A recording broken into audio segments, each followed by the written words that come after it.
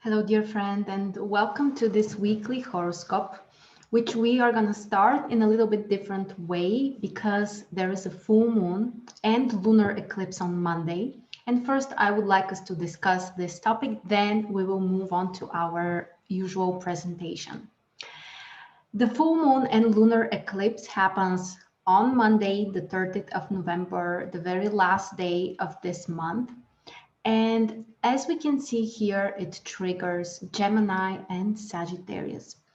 I want you to really pay attention to the exact degree positions and check if something in your chart is triggered around those degrees. So here is the moon around the 9th degree in Gemini.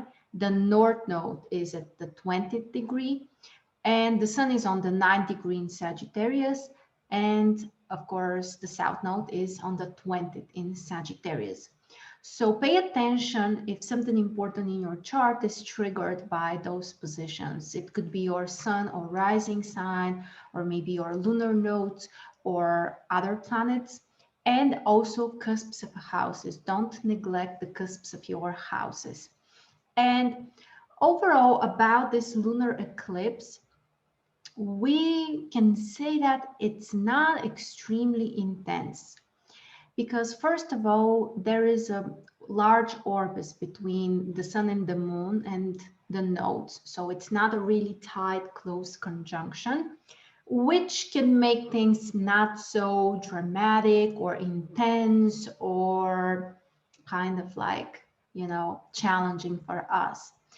Also, if we pay attention to the aspects, we are going to find that basically there are not really stressful aspects. For example, we can see that Mars is supporting the sun. Generally, this is a very nice, harmonious fire energy. Mars is very strong in Aries. The sun in Sagittarius also feels comfortable. So we have a pretty strong positive fire energy. Also, what else do we have? Uranus has a quincunx with the sun. This could be an interesting aspect that can make things more spicy, more exciting, more adventurous. It can make us also a little bit more impatient at the same time. And also Pluto has minor challenging aspects with the sun and the moon, which suggests that we can be more focused on something, more dedicated. Sometimes it may bring possible power struggles or some kind of secrets also that might be revealed. And Neptune, which is another planet that may also be related to secrets or unclear things, is making karmic aspects with the sun and the moon. So it can bring certain intensity, possible illusions or unrealistic expectations, which may actually be realized, and eventually we can become clearer about the actual situation. So overall, you can see here, it's not really intense. We have some positive aspects. We have a couple of challenging influences as well, which is quite normal. And speaking about the sign positions, of course, we need to explore more the sign of Gemini. Currently, we have the North Node in Gemini, and also during the next year, the North Node will be in Gemini as well. And this allows us to focus on more practical things, on our way of thinking, on our practical skills, on some concrete ideas. It's a great time for reassessment of those plans, changing something about our goals, about our philosophy, about our way of thinking, and also great time to focus on education or learning or just improving our skills in different areas. Communication may also change, and I think that we are already feeling this, like probably for the most part of the year 2020, communication changed so much for all of us basically. 2021 will probably be the same, at least at first. There is a transformation happening in the area of communication, the way people connect, the way we share knowledge, information, and all of it. So pay attention, where are those positions falling in your chart? What is triggered there? Because you may find some more interesting insights there as well. But overall, the mutable signs are more influenced. Gemini, Sagittarius, as also Pisces and Virgo. Those are the signs that will be strongly triggered by this lunar eclipse and full moon. So again, on Monday, we have this karmic fated event. Let's go now to our presentation. And I just want to remind you that you can get the January 2021 calendar completely free. Check the link below. We also have a full Google Calendar integration. And if you want to, you can get the full version of the calendar, which comes together with an in-depth webinar. We'll talk all about the aspects, the planetary positions, and what we can do during 2021. I promise you it will be very interesting. All right, so on Monday, we have the lunar eclipse. It's already clear. The other thing which we also have is a positive aspect between Mercury and Saturn. Great position for planning, for business communication. Keep in mind that Mercury is the ruler of the North Node and the Moon in this lunar eclipse. So I find this as a very positive, supportive, harmonious energy. As we said, great for planning, for a little bit more structured, logical way of thinking. And also for business negotiations, business planning, some new practical ideas. It's a great time. Venus in Scorpio also has a positive aspect, creative aspect with Pluto, which is a great combination for some financial decisions, for some planning in terms of investment, or anything that triggers our emotions. This is a combination that can make us more passionate and more devoted. And the moon is in Gemini during the whole day, as we already said. So it's about communication and connections and exploring new ideas, making certain plans. Overall, I have written here that all of the areas will be beneficial, which is true, but keep in mind also that lunar eclipse more or less intensifies things. And sometimes we may overreact, or emotionally we may feel triggered. So just keep that in your mind. Next, on Tuesday, which happens to be the very first day of the last month of this year, which by the way also reminds me that if you haven't watched your 2020 free horoscope, you can do it. After you watch this video, just go to my channel. You will find your sun and rising sign and just watch all of the interpretations for 2021. So on this day, Mercury is ingressing Sagittarius, which is both positive and challenging. It's challenging because Mercury is not strong in Sagittarius. Mercury is ruling the opposite sign, Gemini, but it's not a difficult position. The possible challenges are that we can be a little bit less concentrated on the small details. We can miss the small things. We may overlook the information. And instead, we may focus too much on the strategy, or we may generalize things too much, and also focus more on philosophical way of thinking, which is not something bad, but this is just how we tend to respond when Mercury is in Sagittarius.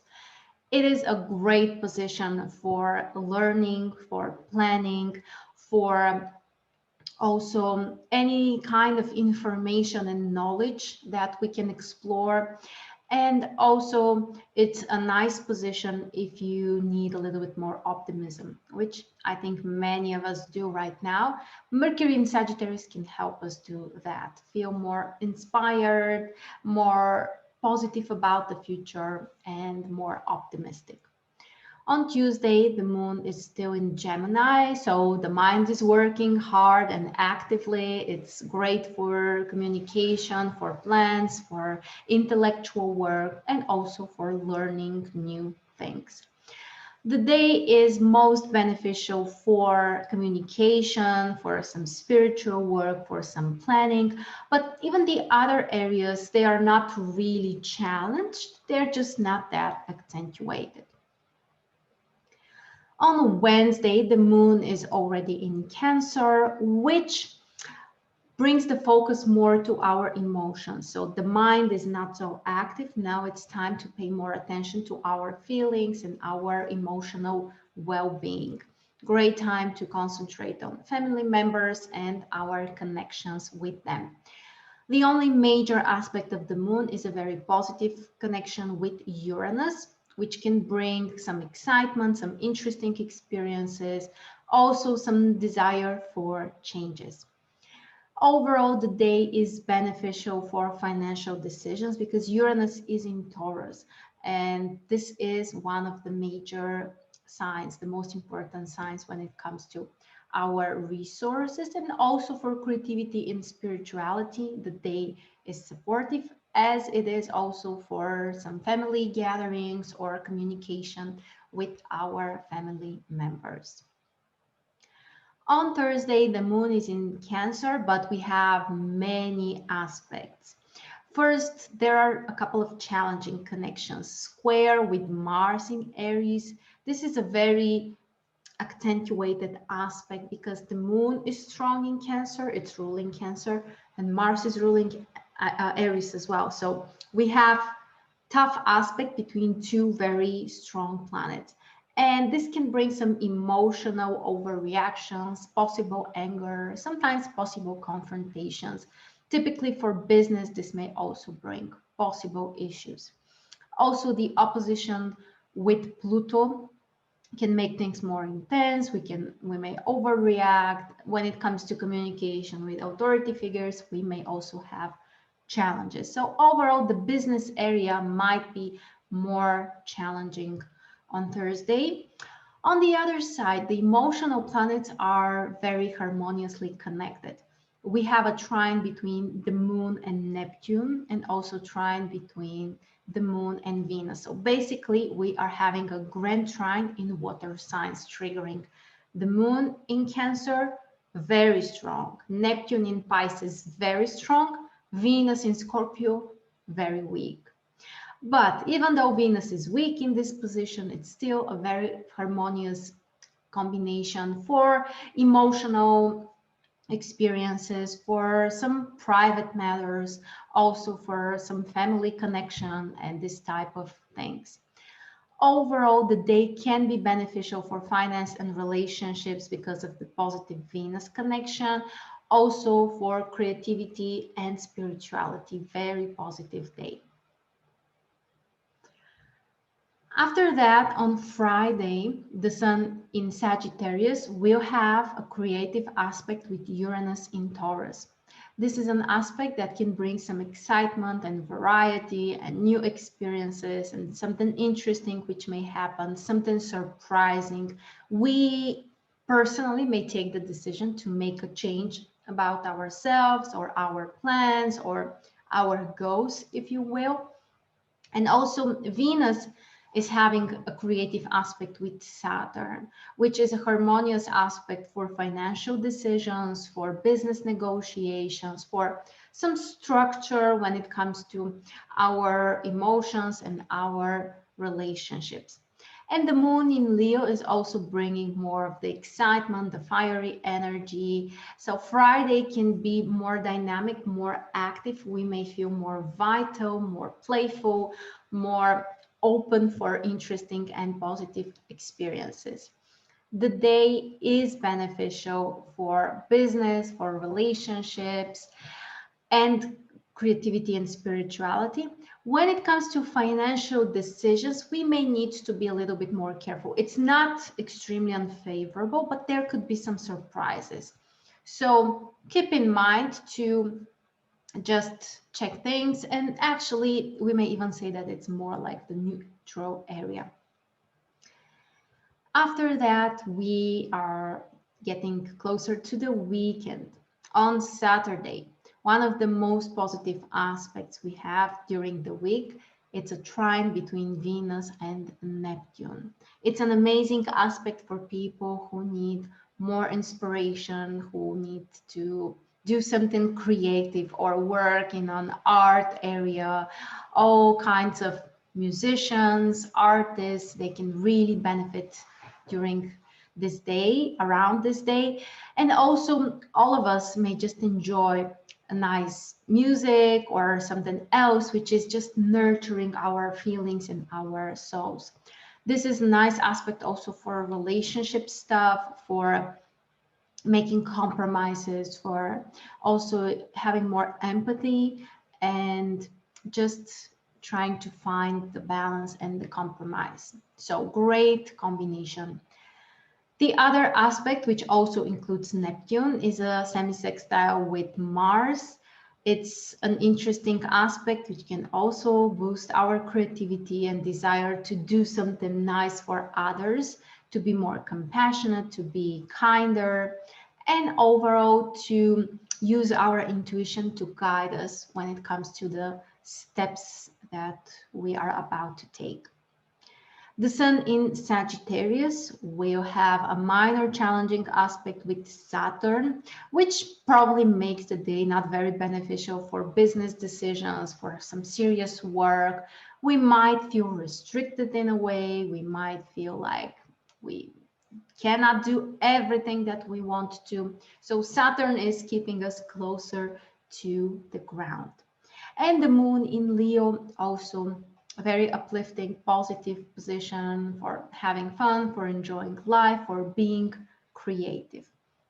The day is beneficial for everything, probably except for business activities, but all the other things look actually very positive.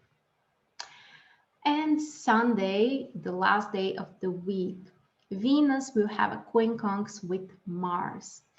This is an aspect which at first may bring potential challenges or some kind of misunderstandings between people, especially when it comes to romantic life. But over time, things can be changed or may turn into another direction because the quincunx is an aspect that may change over time. So at first there could be tension. Over the day, things may improve. Mercury in Sagittarius also has a quincunx, but with Uranus in Taurus. This is an aspect which can make us more nervous, more excited about things, also willing to learn new things, to experiment. Sudden, exciting, unexpected ideas may come up. And overall, we may be very creative and may do things in a different way. The moon will be in Leo during the first half of the day, which brings the excitement, the desire to do something nice for ourselves, to enjoy things, just to be more playful.